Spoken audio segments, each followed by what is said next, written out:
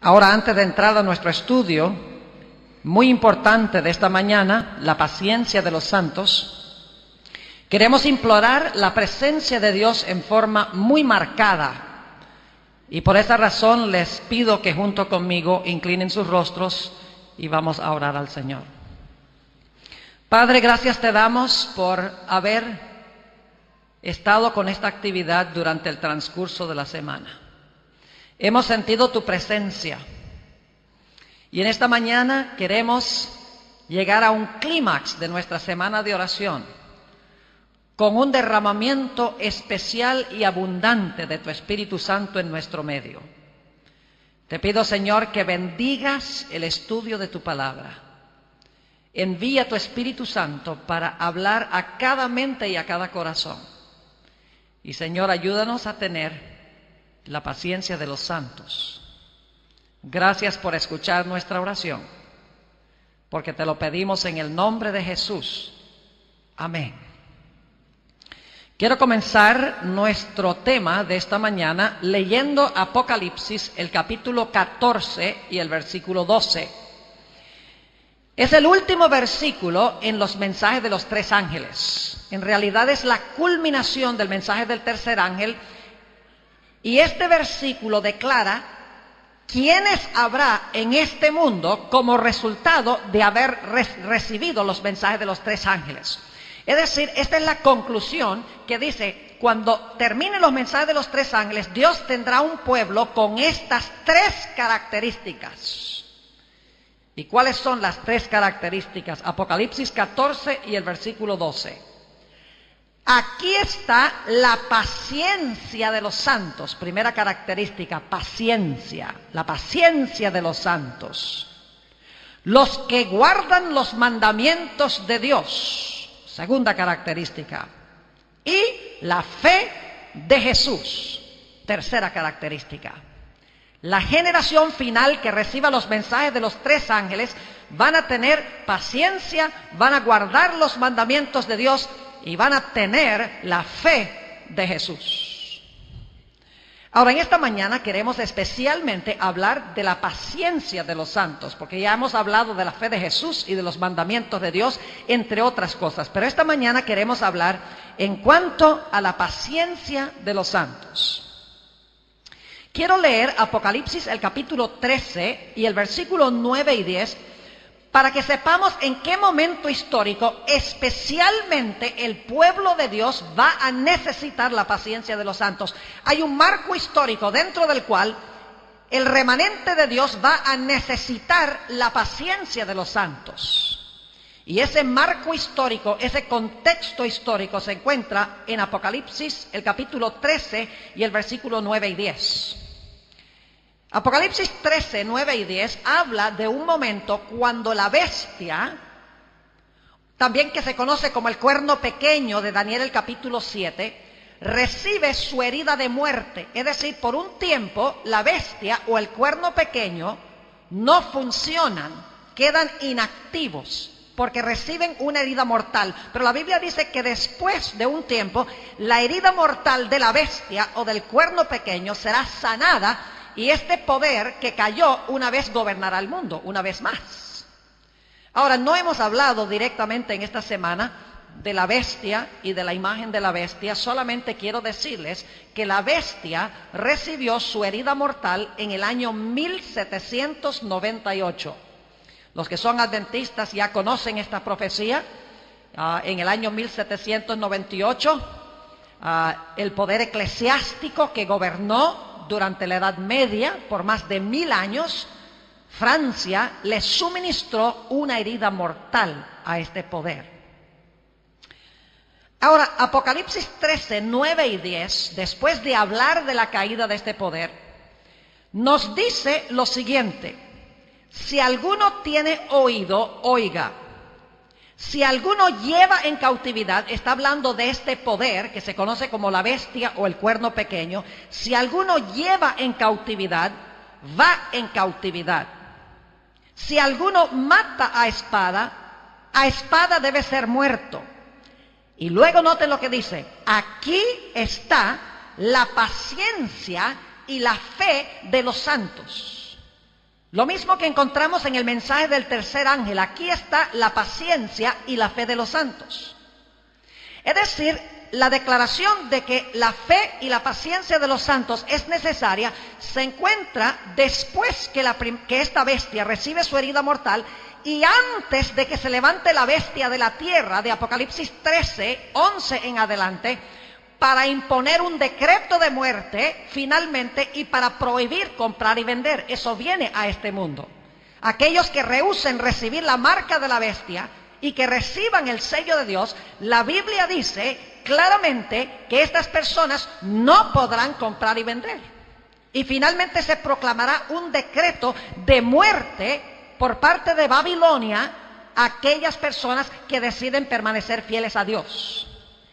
Ahora, estos eventos que están muy cerca en el futuro, se hallan descritos en Apocalipsis 13, 11 al 18. Ustedes pueden leerlo. Habla de prohibir comprar y vender. Habla del decreto de muerte. Es decir, que la declaración, aquí está la paciencia y la fe de los santos, viene después de la caída de la bestia o del cuerno pequeño y antes de que el cuerno pequeño o la bestia recuperen su poder. Dios, en otras palabras, necesita una generación en este mundo que cuando venga esta crisis terrible, donde no se pueda comprar ni vender y donde tendremos que enfrentarnos a la muerte, Dios quiere tener un pueblo que tenga la paciencia de los santos y que tenga la fe de Jesús, porque la vamos a necesitar para pasar por esta crisis tan terrible. Ahora, debo decirles que en el Nuevo Testamento hay dos palabras que se traducen paciencia. La primera palabra es macrothumia, que literalmente significa sufrir largo. Ahora, esa no es la palabra que se usa en Apocalipsis 13:10 y Apocalipsis 14:12. La palabra paciencia, macrothumia, significa uno resignarse ante el sufrimiento y la tribulación y pasivamente, sencillamente esperar que Dios intervenga para ayudarlo a uno. Pero la palabra paciencia que se usa en Apocalipsis 13:10 y 14:12 es la palabra hupomoné. También se traduce paciencia, pero es un tipo de paciencia diferente que sencillamente resignarse a esperar pasivamente que Dios intervenga. En realidad, una mejor traducción de la palabra paciencia aquí en estos versículos sería: aquí está la perseverancia de los santos. En efecto, en Mateo 24:13, esta palabra hupomoné se traduce de esa manera en el texto donde dice: el que perseverare hasta el fin, este será salvo. Esa es la idéntica palabra de Apocalipsis 14:12 y Apocalipsis 13:10. La palabra perseverare es la palabra hupomoné. Es decir, que en Apocalipsis es preferible traducir la palabra paciencia no de esa forma, sino es preferible traducirla perseverancia. Aquí está la perseverancia de los santos. Es decir, no es una paciencia donde uno se siente resignado a que Dios intervenga para resolver algún problema que tenemos, sino que significa una fe o una confianza o una paciencia perseverante, donde la gente está luchando a cada instante con Dios para que Dios les haga justicia. Es decir, es una paciencia activa. No es una paciencia pasiva, sencillamente sentarse y decir, bueno, voy a tener paciencia a ver qué hace Dios. No, la paciencia que se menciona aquí, hupomoné, perseverancia, significa que sí, uno es paciente, pero uno insiste con Dios para que Dios intervenga. Y esa es la clase de fe que el pueblo de Dios va a necesitar en los últimos días. Ahora, para entender esta clase de paciencia que se menciona en Apocalipsis 14:12 y 13:10, yo he encontrado que el mejor lugar para comprenderlo se encuentra en una parábola que habló Jesús, que se halla registrada en el Evangelio según San Lucas, el capítulo 18. Así que en este momento voy a pedirles que vayan al capítulo 18 de Lucas y vamos a estudiar allí esta parábola de Jesús que está hablando de la época, vamos a ver, cuando los hijos de Dios van a necesitar tener la paciencia de los santos y la fe de Jesús. Primero vamos a mirar la parábola y luego vamos a hacer la aplicación de esta parábola. Lucas 18 y el versículo 1. Escuchen bien. También les refirió Jesús una parábola sobre la necesidad de orar siempre y no desmayar. Dos lecciones centrales de esta parábola. Jesús da la lección desde el comienzo. Dice, esto es lo que yo quiero enseñarles con esta parábola. ¿Cuáles son las dos lecciones? Que debemos siempre orar y no desmayar. Es decir, orar con persistencia, orar con perseverancia, no soltar el brazo de Dios porque no recibimos una respuesta inmediata. Vamos a encontrar en esta parábola. En otras palabras, el propósito de la parábola es enseñarnos que debemos orar siempre y nunca desmayar ni rendirnos en la oración. Versículo 2. Aquí está la parábola. Diciendo, había en una ciudad un juez que ni temía a Dios ni respetaba a hombre. Ahora, imagínense un pueblo y en ese pueblo hay un juez. Y este juez dice que ni temía a Dios ni respetaba a hombre. Es decir, era un personaje secular, no le interesaba la religión. Versículo 3. Había también en aquella ciudad una viuda. Muy importante este dato. Es una mujer, pero es una viuda. Un detalle significativo. Había también en aquella ciudad una viuda, la cual venía a él diciendo. Ahora, ese verbo venía no está traducido con suficiente fortaleza, porque en realidad es un tiempo continuo. Es decir, la mejor traducción sería seguía viniendo, continuaba viniendo. O podríamos decir que venía y venía y venía y venía.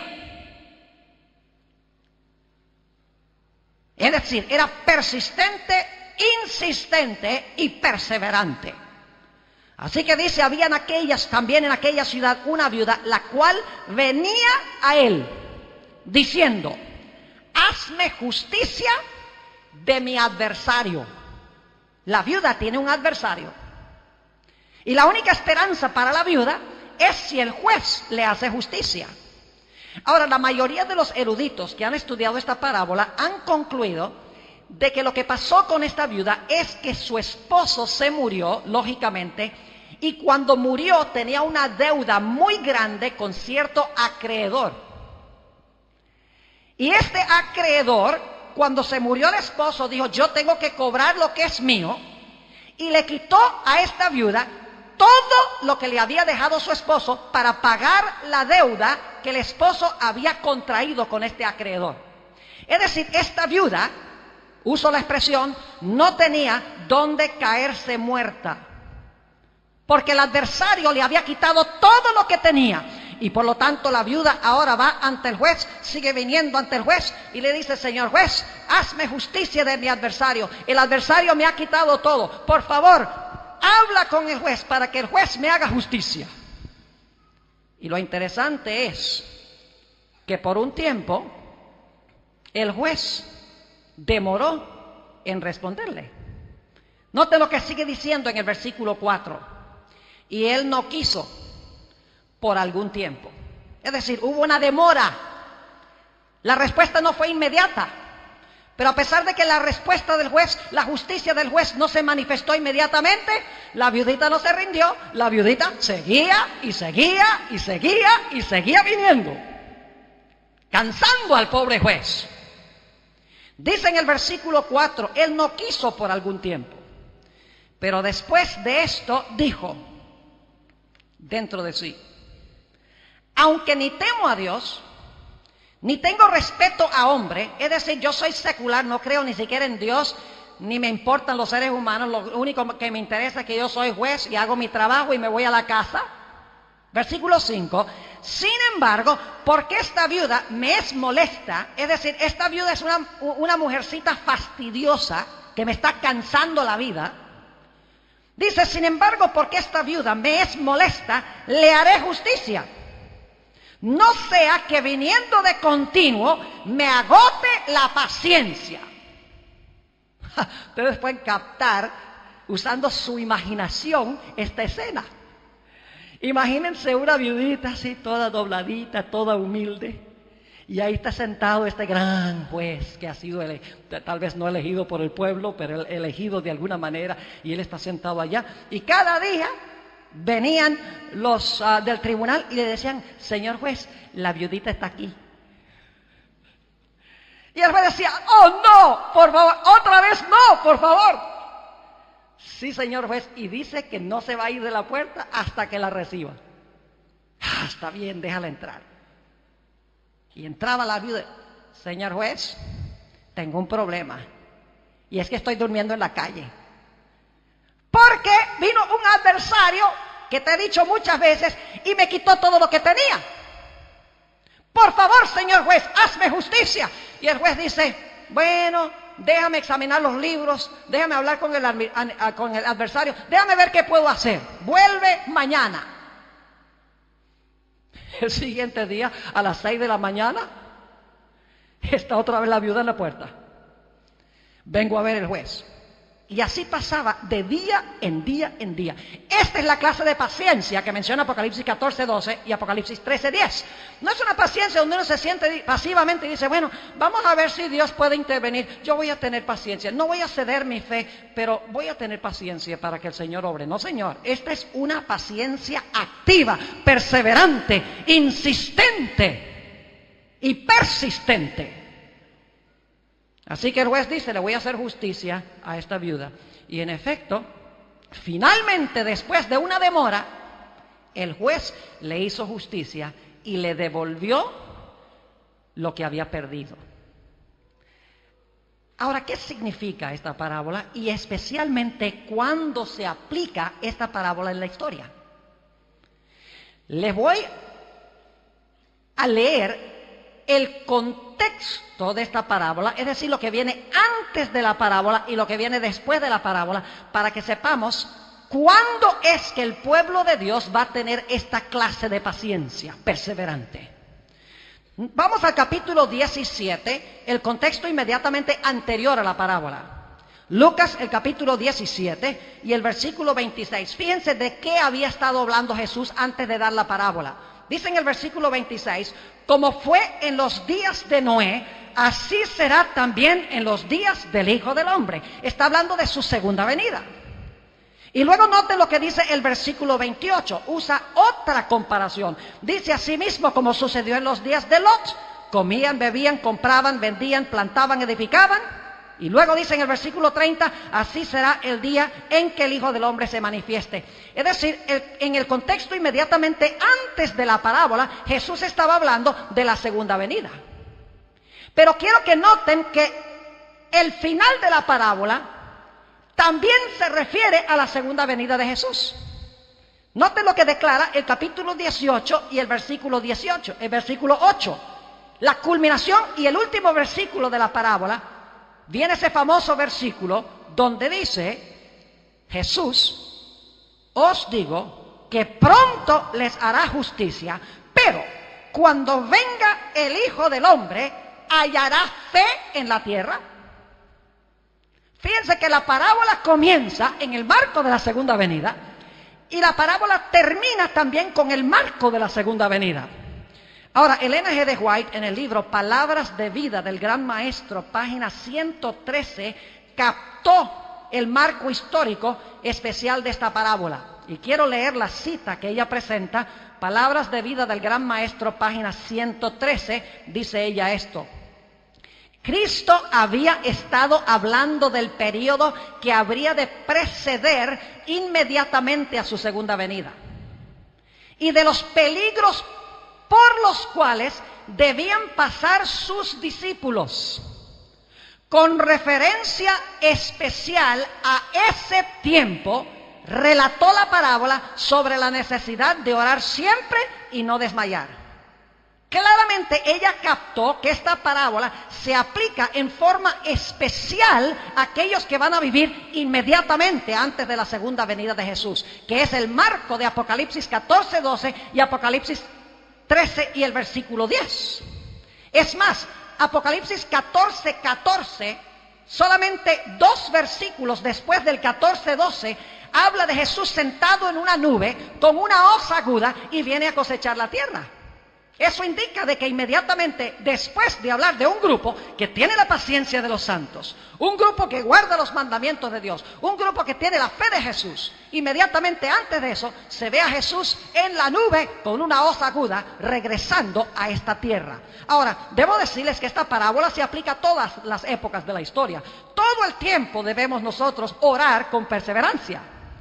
Pero la parábola tiene una importancia especial para la última generación, para aquellas personas que vivirán en este planeta en medio de los eventos y de las tribulaciones más terribles que jamás haya experimentado el planeta Tierra. El pueblo de Dios va a necesitar tener este tipo de paciencia para pasar victoriosamente por la crisis que vendrá.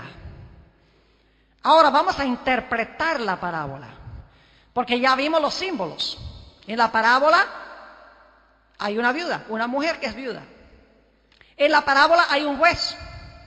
En la parábola hay un adversario. En la parábola hay una demora. Pero finalmente el juez decide hacerle justicia después de la demora. Interpretemos cada uno de los símbolos individuales de la parábola, porque las parábolas hablan en lenguaje simbólico. Si sabemos qué representa cada personaje de la parábola, vamos a saber qué lección tiene para nosotros que estamos viviendo, creo yo, en los últimos momentos de la historia del mundo. En primer lugar, hablemos en cuanto a la viuda. ¿Qué representa la viuda? Bueno, en lenguaje simbólico, una mujer representa ¿qué cosa? Una mujer representa la iglesia. Pero esta no es cualquier iglesia. Esta es la iglesia que lo ha perdido todo, según la parábola.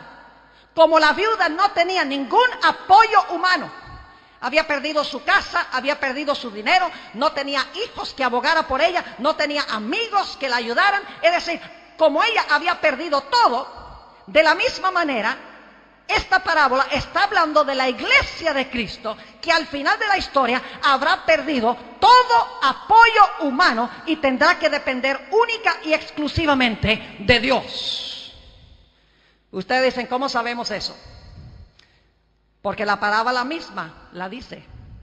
Noten lo que dice Lucas, el capítulo 18 y el versículo 6. Y dijo el Señor: oíd lo que dijo el juez injusto. ¿Y acaso Dios no hará justicia a sus escogidos? ¿Qué representa la viuda? ¿A los qué? La viuda representa a los escogidos, dice aquí. Sigue diciendo, no hará justicia Dios a sus escogidos que claman a Él día y noche. ¿Se tardará en responderles? Es decir, que la viuda representa a los escogidos. Ahora la pregunta es, ¿quiénes son los escogidos? Vamos al Evangelio según San Mateo, el capítulo 24, para que vean que esa expresión, los escogidos, se aplica especialmente a aquellos que van a estar vivos cuando Jesús regrese. Mateo, el capítulo 24, y quiero leer los versículos 23 y 24. Mateo 24 y el versículo 23 y 24. Dice aquí: entonces si alguno os dijere, mirad, aquí está el Cristo, o mirad, allí está, no lo creáis, porque se levantarán falsos cristos y falsos profetas, y harán grandes señales y prodigios, de tal manera que engañarán, si fuere posible, aún a los escogidos. ¿Cuándo es que van a vivir los escogidos? Y dicho sea de paso, si ustedes notan el contexto, Mateo 24 también habla inmediatamente antes de esto, de los días de Noé, como un símbolo de lo que va a pasar en conexión con la segunda venida de Jesús. Es decir, es el mismo marco, el mismo contexto. Y aquí habla de los escogidos como aquellos que se van a parar en medio de los engaños de Satanás en este mundo y que no van a ser engañados. Si fuere posible serían engañados, pero no lo van a hacer. Es decir, los escogidos representan a aquellos que van a vivir en los últimos momentos de la historia de este mundo enfermo, de este mundo necesitado del Señor Jesús, de un reino nuevo y eterno.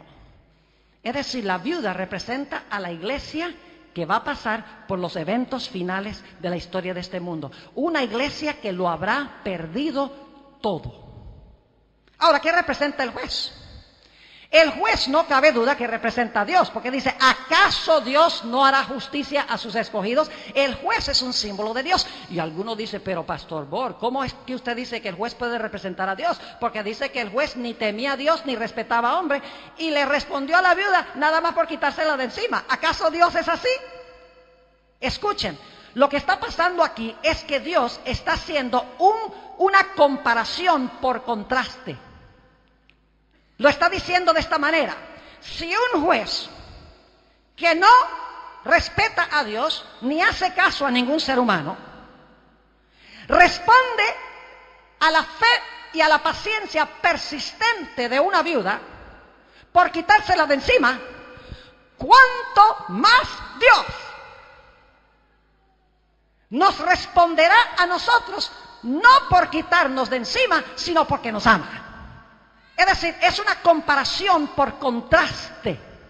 Se está comparando al juez con Dios, pero se está haciendo de menor a mayor. Si el juez hace esto, no respetando a Dios, no reconociendo a hombre, por quitarse a la viuda de encima, ¿cuánto más Dios responderá a nuestras plegarias, no por quitarnos de encima, sino porque nos ama?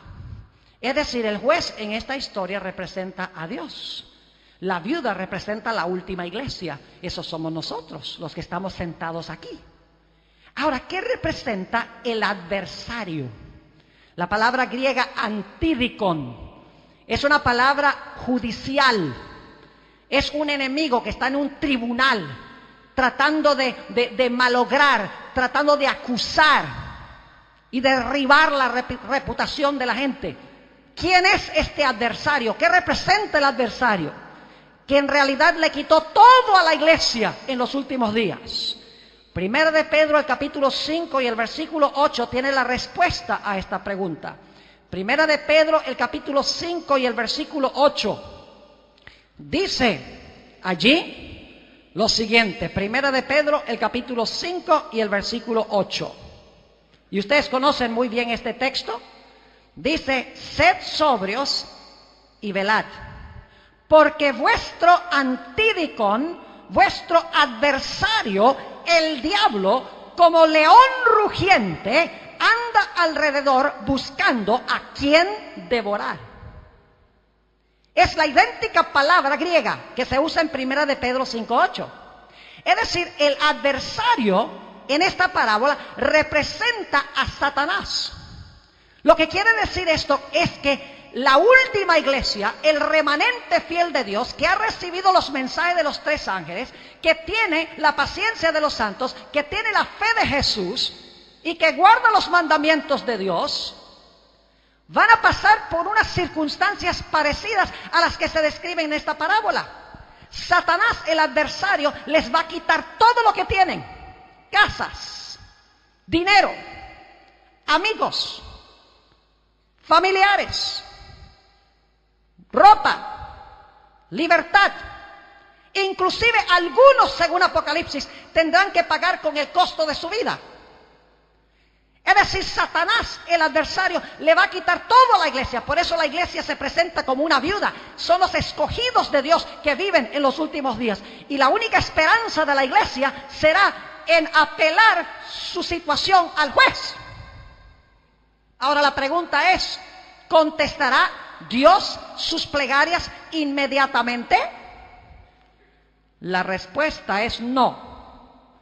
Porque en la parábola el juez se demoró en responder. De la misma manera, el pueblo de Dios que pasará por el terrible tiempo de angustia, cual no hubo desde que existe nación en el planeta Tierra. De la misma manera, cuando clamen a Dios y oren a Dios para que Dios los libre del adversario, de sus enemigos, y que los salve de la ira de sus enemigos, Dios no va a contestar sus oraciones inmediatamente. Dios, para su propio bien, se va a demorar en responderles. Eso es lo que quiere decir Lucas, el capítulo 18. Si van nuevamente conmigo allá, Lucas, el capítulo 18, donde hemos estado estudiando. Allí dice: no hará Dios justicia a sus escogidos, aun cuando sea longánime con ellos, dicen algunas versiones. Otras dicen, aun cuando se demore en responderles. Es decir, para el pueblo de Dios, en los últimos días va a haber una demora en Dios hacerles justicia cuando están pasando por el tiempo de angustia. Mis hermanos y hermanas, apreciados jóvenes, nosotros no tenemos ni la menor idea de cómo va a ser el tiempo de angustia de Jacob. Dice el conflicto de los siglos que nosotros podemos imaginarnos lo peor, la peor escena, el mundo en su peor situación, y dice ella que va a ser aún peor de lo que nosotros nos podemos imaginar. El pueblo de Dios estará en diferentes partes del mundo sin tener ningún apoyo humano. Su única esperanza se encontrará en Dios. Pero esta última generación será una generación que tiene la paciencia de los santos, que a costa de sus vidas guarda los mandamientos de Dios por amor a Jesús, y que tiene la fe inquebrantable del Señor Jesús en sus vidas. En realidad, esta parábola hay que entenderla a la luz de la experiencia de Jacob. Génesis, el capítulo 32, tiene la historia que ilustra una experiencia que sucedió en el pasado y lo que va a suceder en el futuro con el pueblo de Dios. Génesis, el capítulo 32, vamos unos momentos allí. Génesis 32 y el versículo 7, la Biblia dice que Jacob estaba regresando a su hogar y de repente escucha que su hermano Esaú viene con 400 hombres con la intención de matarlo junto con toda su familia. Y dice que Jacob empieza a elevar una plegaria persistente, perseverante a Dios. Empieza a derramar su corazón en oración a Dios. Dice en Génesis el capítulo 32 y el versículo 7, entonces Jacob tuvo gran temor y se angustió. De ahí viene la expresión, tiempo de angustia de Jacob. Dice, se angustió y distribuyó el pueblo que tenía consigo y las ovejas y las vacas y los camellos en 2 campamentos. Está seguro de que su hermano, su adversario, lo va a destruir. Y va a destruir a su familia. Y dice en el versículo 11 que en su oración Jacob dijo, líbrame ahora de la mano de mi hermano, de la mano de Esaú, es decir, de mi adversario, porque le temo, no venga acaso y me hiera la madre con los hijos. Es decir, líbrame, Señor. Y dice la Biblia que Jacob cruzó el río y en el otro lado del río derramó su alma, su corazón, su ser en oración a Dios para que Dios lo librara de su adversario. Job no tenía nada sobre lo cual recostarse. Su familia y él estaban indefensos ante este enemigo. La Biblia dice que Jacob, mientras estaba orando, de repente vino un personaje y este personaje comenzó a luchar con él. Él pensaba que posiblemente era el Antídicon, pensó que él era el enemigo. Y dice la Biblia que Jacob empezó su lucha, empezó a luchar con este ángel. Y mientras más luchaba, se empezó a dar cuenta que este no era un ser humano, que era un ser celestial. Pero siguió luchando y cuando estaba a punto de amanecer el día, cuando Jacob había luchado toda la noche, Jacob finalmente descubre que él está luchando con el ángel de Jehová, que no es más ni menos que con Cristo Jesús mismo. Y cuando Jacob se da cuenta que está luchando con el ángel de Jehová, que es Dios, dicho sea de paso, porque algunos, ¿cómo saben que es Dios? Porque Jacob le puso a ese lugar el nombre Peniel. Él es Dios. Pení o pen significa rostro. Es decir, rostro de Dios le puso a ese lugar. Y explica por qué he luchado con Dios. He visto a Dios cara a cara y he sobrevivido para contarlo. Es decir, el ángel de Jehová con quien estaba luchando era Jesús, que en este caso resulta ser el juez. Y el Señor Jesucristo le dice a Jacob, me voy. Jacob dice, no, no te vas. Sí me voy. Jacob dice, nada que te vas. Y el ángel sigue diciendo, insistiendo, no, yo tengo que irme porque raya el alba. Y dice Jacob, aferrándose indudablemente de los mantos de ese ángel de Jehová de Jesús, dice, no te irás ni permitiré que te vayas hasta que me bendigas. Esa es la fe de la viuda. En el tiempo de angustia, mis hermanos y hermanas, el pueblo de Dios pasará por un periodo donde aparentemente están abandonados de Dios, donde aparentemente sus enemigos van a venir para destruirlos, para ejecutar el decreto de muerte. El pueblo de Dios no se va a desanimar, ni se va a desalentar, sino que va a ser como esa viuda persistente. Los escogidos van a venir a Jesús y venir a Jesús, aunque no responda inmediatamente, continúan viniendo, tienen esa fe, esa paciencia perseverante, insistente, persistente, donde no están dispuestos de soltar el brazo de Dios. Es lo que se describe en Daniel 12:1, a donde dice, en aquel tiempo se levantará Miguel, es el arcángel, aquel príncipe que está por los hijos de tu pueblo, es decir, está en favor de los hijos de tu pueblo. Y será tiempo de angustia, cual no hubo desde que existió nación. Mas en aquel tiempo tu pueblo será libertado, todo aquel que se halle escrito en el libro.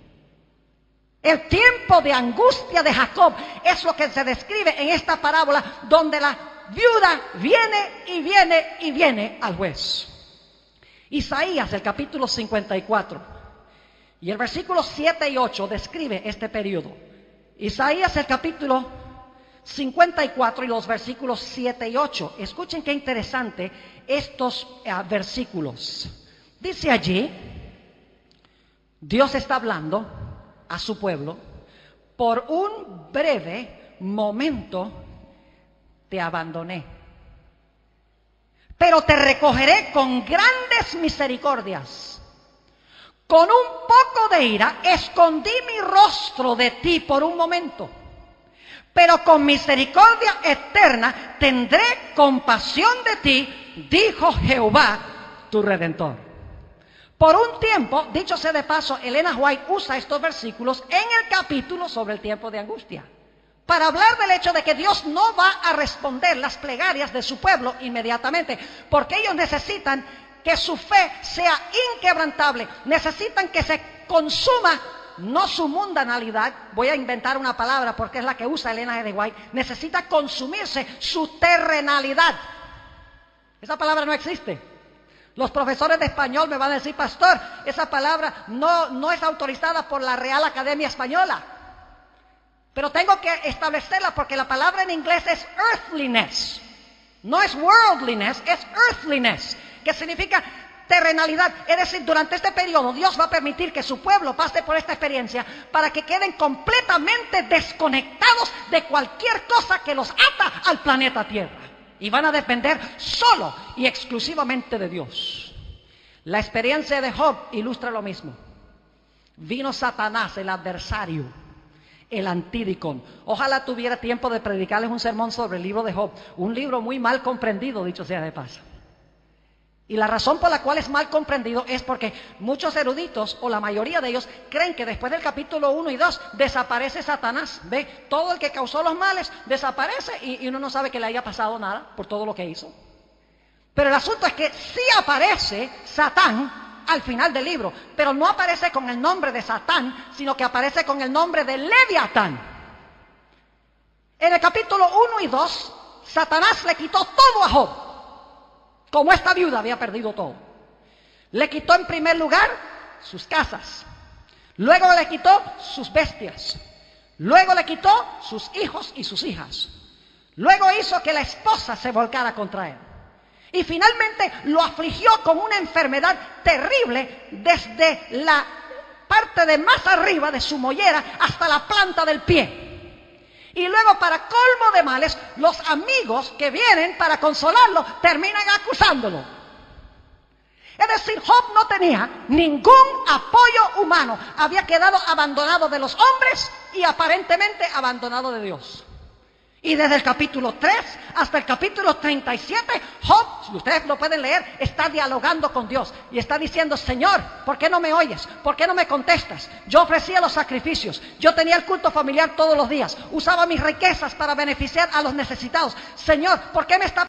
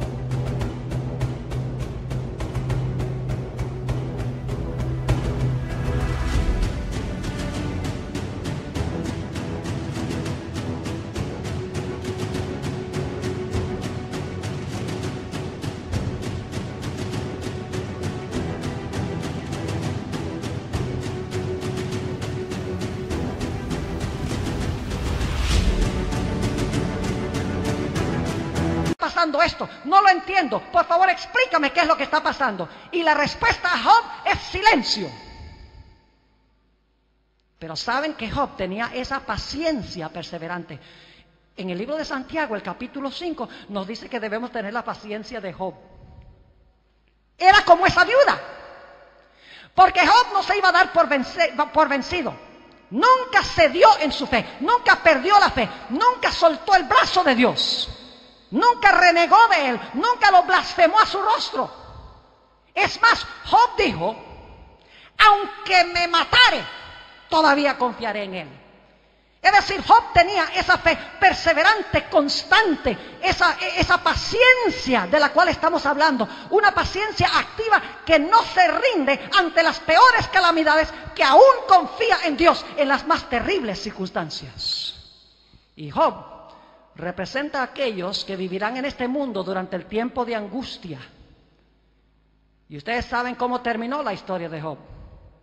Job recibió 2 veces más que todo lo que había perdido como resultado de su aferrarse a Dios. Esta fe persistente, esta paciencia persistente se ilustra también en la historia de la mujer cananea que vino a Jesús. La historia se encuentra registrada en Mateo el capítulo 15. Viene esta mujer cananea, no es israelita, y está gritando a Jesús: Señor, interviene, sana a mi hija que está enferma.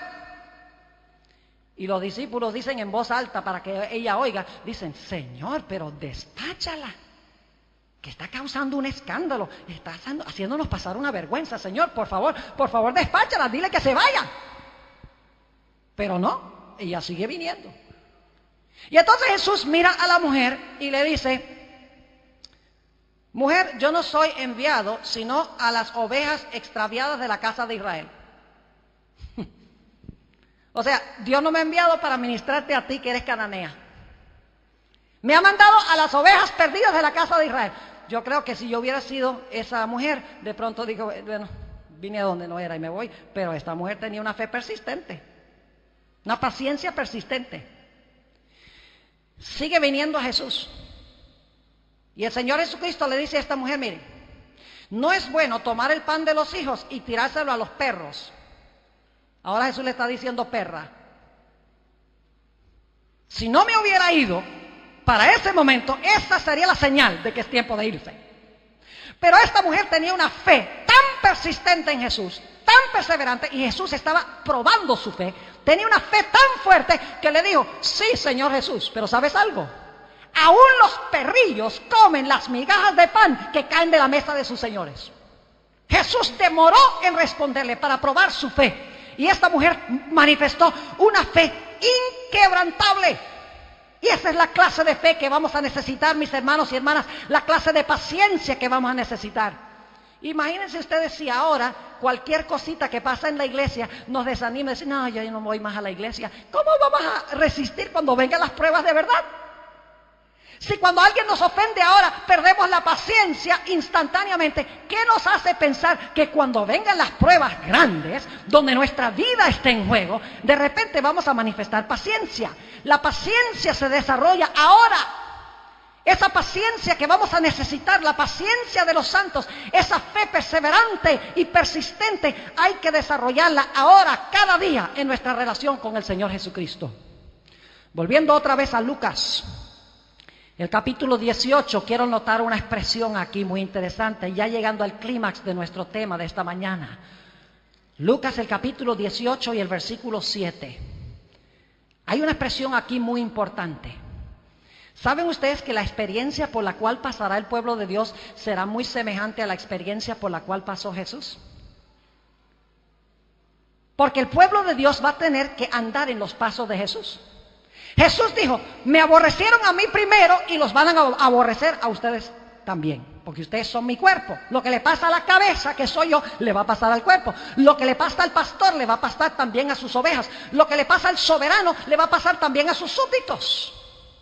Por eso Jesús dijo en San Juan 16, 1 y 2, dice: viene el tiempo cuando aquellos que os maten pensarán que le están haciendo un favor a Dios. El pueblo de Dios va a pasar por las mismas circunstancias por las cuales pasó Jesús al final de su vida. Noten lo que dice Lucas 18 y el versículo 7. Hablando de los escogidos. ¿Y acaso Dios no hará justicia a sus escogidos, que claman a Él día y noche? ¿Cuán a menudo claman? Los escogidos clamarán día y noche. Ahora, ¿por qué es significativa esa expresión? Dicho sea de paso, la palabra clamar aquí es la palabra griega boao, que es la misma palabra que se usa para Jesús cuando está en la cruz del Calvario y clama a gran voz: Dios mío, ¿por qué me has desamparado? Es un gritar, es un clamor fuerte. Ahora, noten lo que dice en el Evangelio según San Mateo, el capítulo 26 y el versículo 39. Fíjense la agonía de Jesús. El Padre no le contestó inmediatamente. Mateo el capítulo 26 y el versículo 39. Leímos estos textos el sábado pasado. Dice allí: Jesús en el huerto del Getsemaní, yendo un poco adelante, se postró sobre su rostro orando y diciendo: Padre mío. Está apelando al juez y Satanás lo está acechando, tratando de desanimarlo. Jesús no tiene nada. El Señor Jesucristo lo ha perdido todo. Finalmente estará en la cruz, ni siquiera la ropa la va a tener. Dice: Padre mío, si es posible, pase de mí esta copa, pero no sea como yo quiero, sino como tú. El versículo 42 dice que pasó por la misma experiencia otra vez. Otra vez fue y oró por segunda vez diciendo: Padre mío, si no puede pasar de mí esta copa sin que yo la beba, hágase tu voluntad. Y el versículo 44 dice que por tercera vez clamó a su Padre. Y dejándolos se fue de nuevo y oró por tercera vez diciendo las mismas palabras. Jesús le está rogando a su Padre que intervenga para librarlo, pero no es sabio para el Padre librarlo en este momento. Finalmente llega al punto a donde el Señor Jesucristo clama en la cruz. Mateo el capítulo 27 y el versículo 46. Mateo 27 y el versículo 46, también lo leímos la semana pasada. Cerca de la hora novena, Jesús clamó a gran voz. Clamó, la misma palabra boao de la parábola de Lucas 18.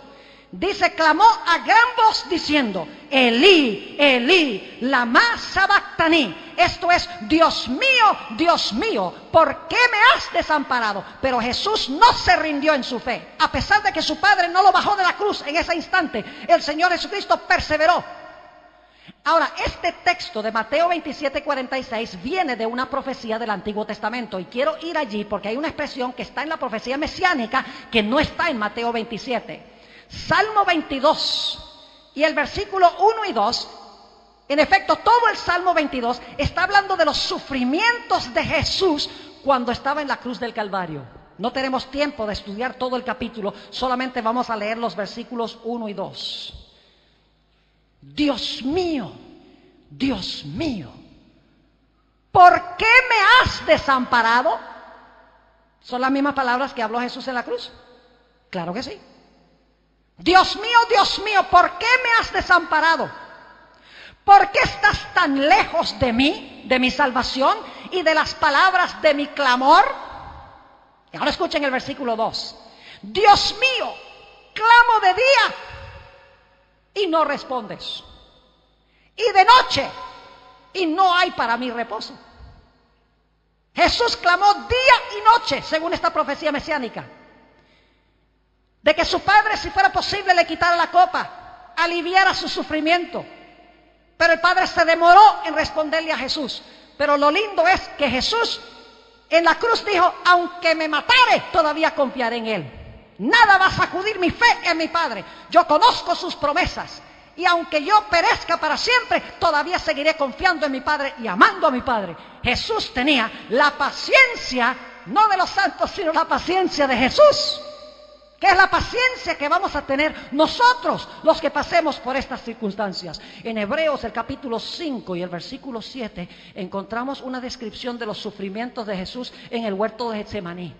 Pasó por la experiencia de la viuda, clamando al juez, al Dios Padre, el que le podía librar de la muerte. Y sin embargo, la respuesta de Dios se demoró. Satanás lo acechaba como al adversario, tratando de destruirlo. Pero Jesús no se conmovió. Dice en Hebreos el capítulo 5 y el versículo 7, hablando de los sufrimientos de Jesús en el huerto del Getsemaní, y Cristo en los días de su carne, es decir, cuando estuvo andando por esta tierra, ofreciendo ruegos y súplicas con gran clamor y lágrimas al que le podía librar de la muerte. No fue librado de la muerte, pero dice la última parte del versículo, fue oído a causa de su temor reverente. ¿Tenemos nosotros esa clase de fe y paciencia que va a necesitar el pueblo de Dios? Tenemos que obedecer los mensajes de los tres ángeles, porque la conclusión de los mensajes de los tres ángeles dice, aquí está la paciencia de los santos. Aquí está el grupo que tiene la paciencia de los santos. Aquí están los que guardan los mandamientos de Dios y la fe de Jesús.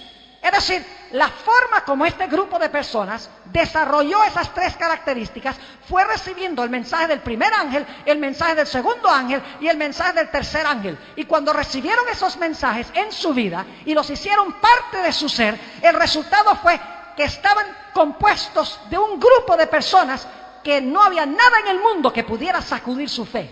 Ahora permítame leerles, para concluir en esta mañana, algunas citas del conflicto de los siglos que se encuentran en el capítulo El tiempo de angustia. La primera cita se encuentra en la página 688. Escuchen esto. Hablando de del pueblo de Dios que ha perdido todo en este tiempo. Sin embargo, por lo que ven los hombres, parecería que los hijos de Dios tuviesen que sellar pronto su destino con su sangre, como lo hicieron los mártires que los precedieron. Ellos mismos, ahora escuchen bien, ellos mismos empiezan a temer que el Señor los deje perecer en las manos homicidas de sus enemigos. Es un tiempo de terrible agonía. De día y de noche claman a Dios para que los libre. Los malos se jactan y se oye este grito de burla. ¿Dónde está ahora vuestra fe? ¿Por qué no os libra Dios de nuestras manos si sois verdaderamente su pueblo? Dicen los impíos. ¿Por qué no los ha librado todavía? El pueblo de Dios no tendrá una respuesta a eso, sino confiar que Dios los librará. En la página 677 del conflicto de los siglos dice Elena White esto, hablando de los escogidos: su fe no decae porque sus oraciones no reciben inmediata contestación. ¿Captaron eso? Su fe no decae porque sus oraciones no reciben inmediata contestación. Aunque sufren la ansiedad,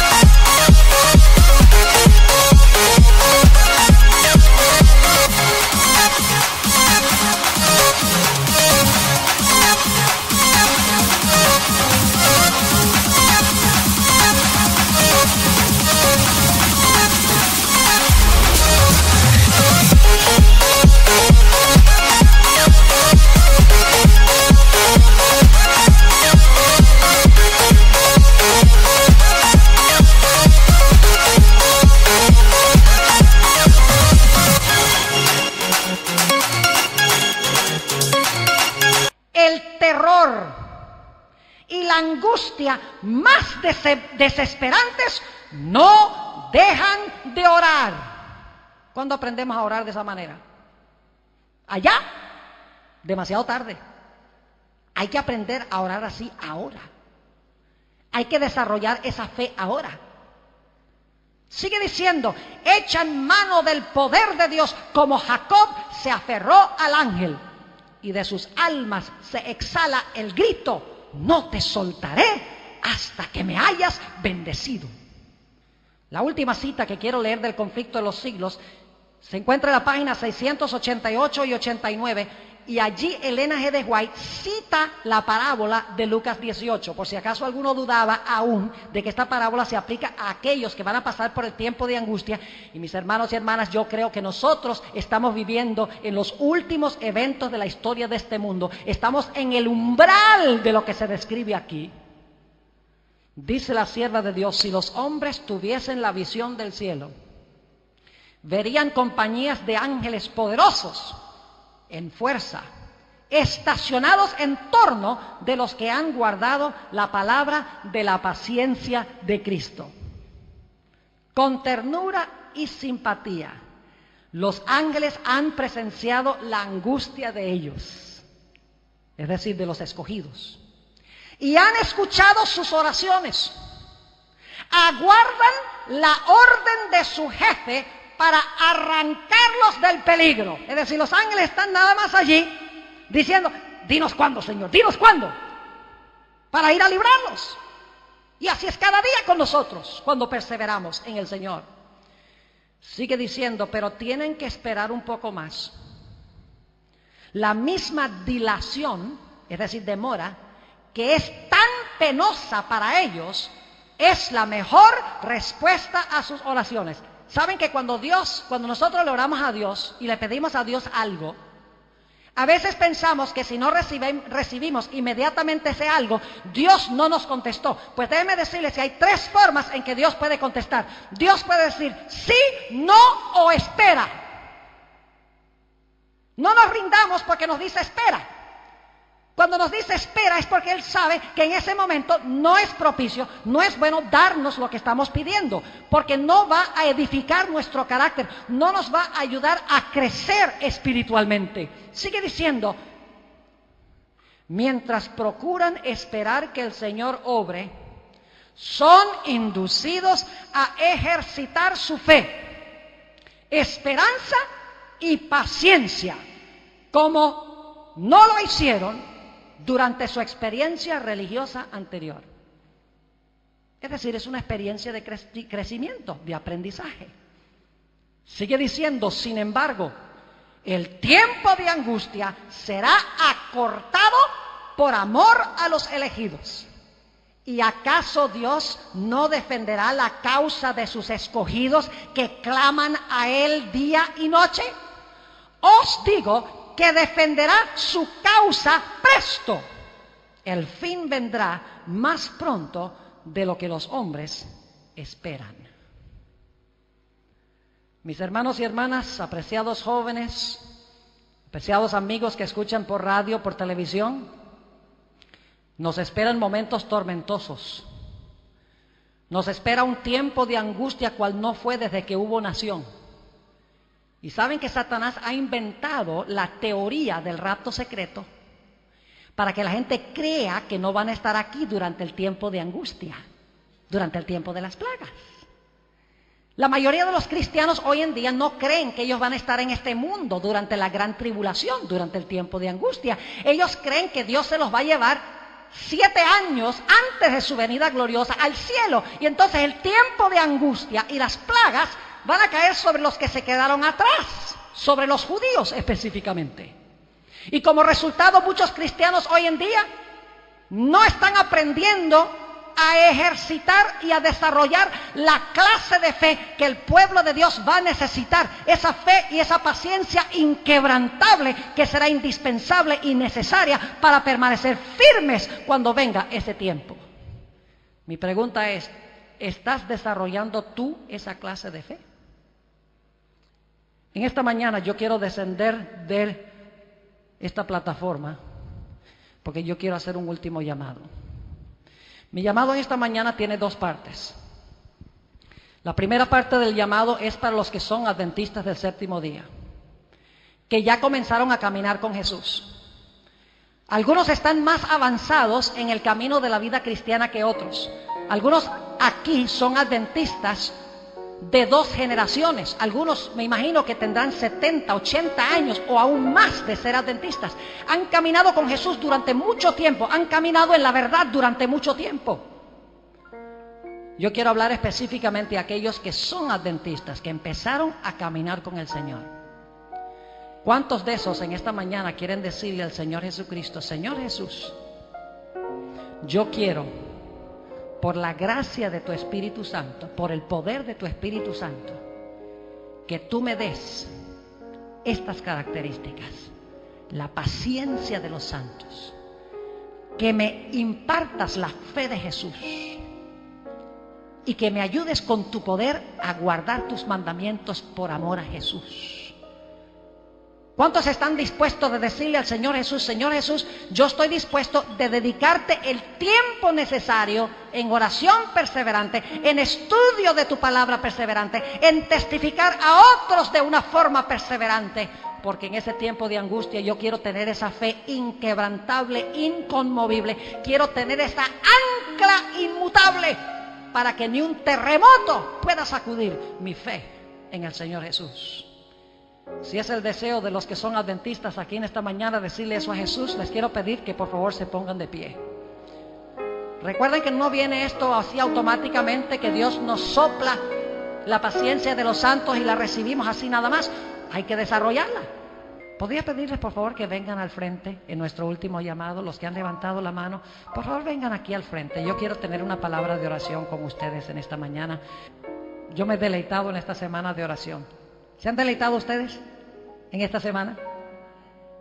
Reabasteciendo nuestras baterías, fundamentándonos mejor en el mensaje especial que Dios ha dado a esta iglesia. ¿Alguien más que quiere venir al frente? Reconsagrar su vida a Jesús.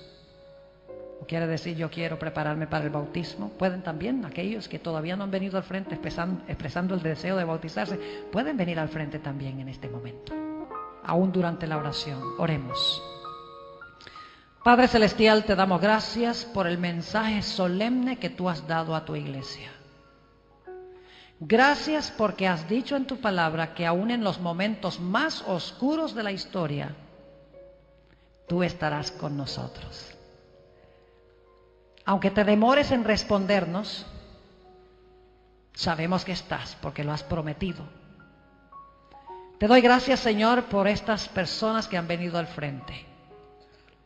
Algunas de ellas expresando el deseo de comenzar su caminar con Jesús, de bautizarse en el futuro, no muy lejano.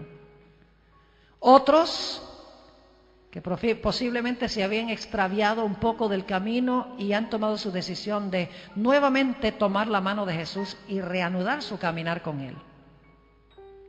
Señor, te quiero rogar que bendigas a cada persona que ha respondido a este llamado.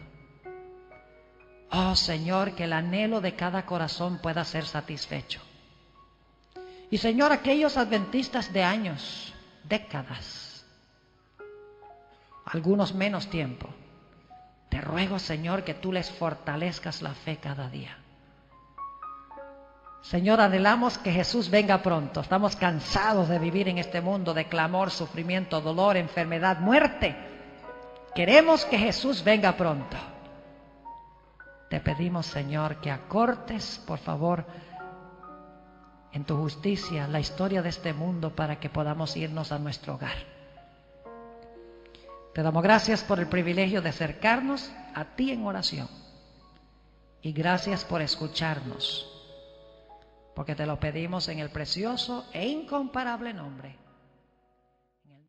Ahora, antes de entrar a nuestro estudio, muy importante de esta mañana, la paciencia de los santos, queremos implorar la presencia de Dios en forma muy marcada. Y por esa razón les pido que junto conmigo inclinen sus rostros y vamos a orar al Señor. Padre, gracias te damos por haber estado con esta actividad durante el transcurso de la semana. Hemos sentido tu presencia y en esta mañana queremos llegar a un clímax de nuestra semana de oración con un derramamiento especial y abundante de tu Espíritu Santo en nuestro medio. Te pido, Señor, que bendigas el estudio de tu palabra envía tu Espíritu Santo para hablar a cada mente y a cada corazón. Y Señor, ayúdanos a tener la paciencia de los santos. Gracias por escuchar nuestra oración, porque te lo pedimos en el nombre de Jesús.